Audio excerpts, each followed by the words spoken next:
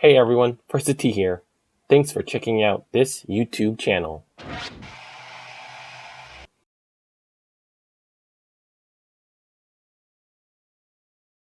Congratulations, Brooks Koepka, on winning the 2021 Waste Management Phoenix Open. Here's his post-win virtual press conference interview.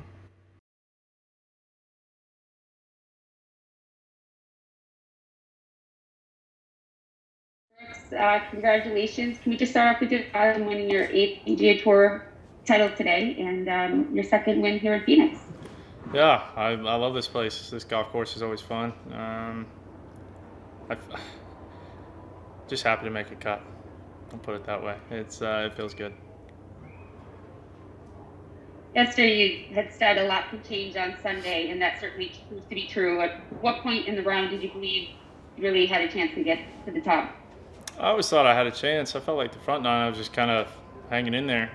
I think 2 kind of woke me up a little bit. On 3 helped me there, but I think on 12, Ricky said something to me about we're right there. We just need a little bit of momentum or a putt to go our way, and you never know what's going to happen. So, I like the way I finished that off. I hit a lot of quality golf shots down the stretch. I hadn't been in contention in God knows how long. So, to actually hit golf shots like I'm accustomed to seeing, and when the pressure's on, it's a good feeling. And I miss that pressure. I miss the atmosphere of the fans. And I mean, my best results have come with fans. So I'm excited to have them back.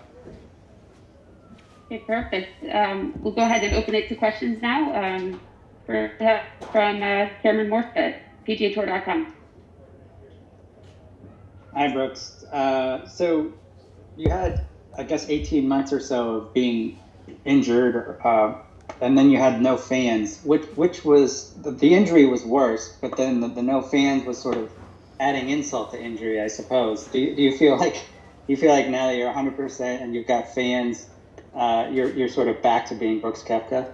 Yeah, I do. I felt good the first 2 events I played. It's I don't know. I've struggled without fans just to get momentum, and I like kind of feeling like you've got to show off in front of people. It's I don't know. I struggle with just getting my head wrapped around everything. There's just no energy. I struggle with it a little bit, so I need to figure it out because who knows how long we'll be playing like this. But it's nice to have fans back, and I do feel like I'm back. I felt like I've been back. It's been in some dark places for about a year and a half, so it's nice to finally come and see some results. And then secondarily, did you feel like once you got a sniff of the lead that you would respond the way that you did today? Deep down, yeah, I did. I don't know. It's what I live for. I live for those moments where you've got to close. You've got to hit some quality shots, quality putts. It's I don't know. I just like showing off, I guess. And those last few holes were. It was nice to see that again. All right, thanks. Perfect. Next we have Adam Shupak. Go ahead, Adam. Congratulations, Brooks. Could you you mentioned dark places and these tough times. Can you share some of what that really was like? Yeah, a lot of. I questioned myself. There was a period maybe for about 2 months where I just questioned whether I was ever going to be the same, whether I was even going to be somewhat remotely the same golfer that I ever was. My knee was, no matter how much work and pain and I was doing with Derek, my trainer, it just felt like it wasn't progressing, and that's the frustrating part when you feel like it's not going anywhere. But we stuck with it. Those dark places, man, a lot of tears, a lot of questioning yourself, and in dark places mentally. But you've got to come out of that, and I spent so much time out in La Jolla with Derek, where I kind of used it as a refresher, just to kind of reset things. And I'll tell you what, it takes a lot of effort just to get out of those places. Do you remember a low point? Was like the lowest moment? I think the lowest moment probably was Memorial. For me, it was. I was in excruciating pain. I was being told that my knee was still the same. The frustration of just trying to play and knowing I'm not myself, knowing I'm I'm not even close to what I'm capable of doing. I can't compete. I'm trying to compete, but I just can't. I can't swing the golf club like I want to. I'm sure it was frustrating for everybody, for Claude, for Ricky, everybody on my team. I'm sure it was frustrating to watch, but I just didn't want to take the time off. And, I've done that a couple times where I've tried to play through, but that's just, I guess, the heart. I just don't like to quit and just battle through it, and I figured it would go away, to be honest with you, and I was completely wrong. You have such a focus around the majors and winning majors, but how good does it feel to just win a PGA Tour title again? It feels good. It feels like it's been forever. I don't know when that was last time. Memphis. It's a good feeling. It's been so long, and to me, yeah, there's been a lot of days between. But last year in my head, I think part of that reset process and getting back to where I want to mentally, physically, and all that stuff was just having to put last year, or in my mind, pretend like it never happened. Thank you. Next, we'll go to Brian Wacker. Hey Brooks, congrats on the win. Two quick things, just on the knee. Can you just walk us through sort of how that affected your swing? Kind of at like what point or what that looked like, I guess. Like, what do you mean, like the actual MRI, or like what? I don't know. What do you mean? Yeah, just how, like, where it impacted you, the swing, how it impacted you, and you obviously tried to play through it. Where was it really? Yeah, it was a lot worse than I probably let on.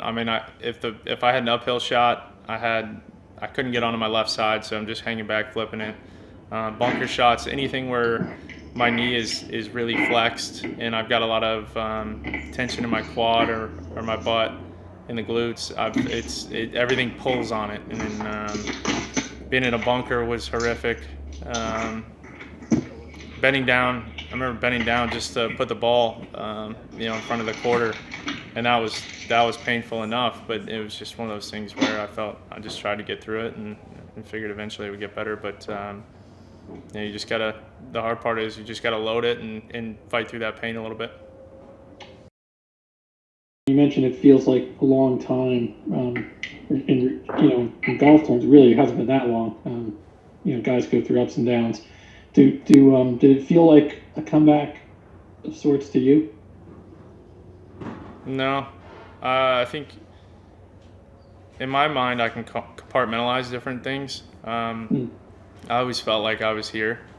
I always felt like I was capable of winning. It just my body wasn't letting me. Everything that was going on, I wasn't capable of doing it. So mentally, yeah, I was always there. I'm like, okay, I've got, if I put myself in somewhat of a chance, I'll finish it. But it's nice to be able to do the things I want physically, be able to go in the gym or even wake up. It doesn't take me 30 minutes just to get going. Where your knees kind of numb sometimes and you can't bend your leg and all those different things. So now, where it's healthy, it's just makes it a lot easier. Thanks. Okay, next we'll go to Michael Bamberger, golf.com. Thank you very much. Congratulations on a great win. When you work with Butch, I know it's partly partly probably a pep talk for me. Which of the two do you still carry with you now, like on this Sunday when you're trying to get it done? I heard half the question, but I think I know where you're. I think I know where you're at. Yeah, Butch. I think in my mind he's the best swing coach to ever live. Him and Pete Cowan, I think, are the two best. That old school, that generation. I've always admired them for being very blunt, being very honest, and they. What makes them so good is they know exactly what to say at the right times, how to motivate you, how to get you going, whether it be getting on you. I've had Pete yell at me before quite a few times. I know at Aaron Hills, on Tuesday, I got a nice ass chewing from Pete and told me I'd never win. So that's part of it too. But what they see I don't know how their brain works, but everything Butch has said, I saw him right before Vegas, and I've been texting with him constantly, and I couldn't have done it without them, and at the same time, a lot of the work that I've done with Claude, I can't throw Claude out, just forget about him, because a lot of this is what I've done with Claude as well, and all three of those guys have basically changed my career, I think. Thank you very much. Okay, Brooks, we'll go back to Adam for one more question, then we'll let you go. Mm-hmm. Yeah, Brooks, you had the big birdie string to end the round yesterday to get you to within 5, but how much did you think you really were going to have a chance today? And then as things started to progress with Xander and Jordan at the top of the leaderboard, with them not doing anything, when did it start to feel like, man, this could be mine? Yeah, I thought if I got a good tee shot away on 13, I thought I was going to have a chance. And then I hit a great shot in there and just left the putt short. But I think that tee box kind of got me going. I saw where everybody was at. There's a leaderboard. I kind of didn't really pay attention between when I left 9 till when I got to the green on 12. And I thought the lead was just going to keep going. I didn't realize James had, I think, a 2-shot lead at that point over everybody else. But I just figured if I can get somewhat close to James, I might have a chance. Being par 5s, being able to hit it far, 17, there's a good chance. And I mean, I don't know, I thrive in 16, just with the atmosphere. I love that. So I liked my chances, even though I was well back. But I never felt out of it. Did you feel like you could win with 65, or did you think you were going to need like a 61 like Jordan? I mean, I was texting my boys last night. I thought 20 would be good enough. 21 definitely was going to get it. 20 was good enough, but wasn't that far off, I guess. All right, thanks. Thanks so much, Brooks. Congratulations. Thank you. Congratulations once again, Brooks Koepka. What are your thoughts on the Waste Management Phoenix Open for 2021? Let me know in the comments section below, and please click on the thumbs up icon if you liked this video. Subscribing to this YouTube channel and sharing the video also helps, and don't forget to click on the notification button for this channel so you won't miss the next First 2 Tee video.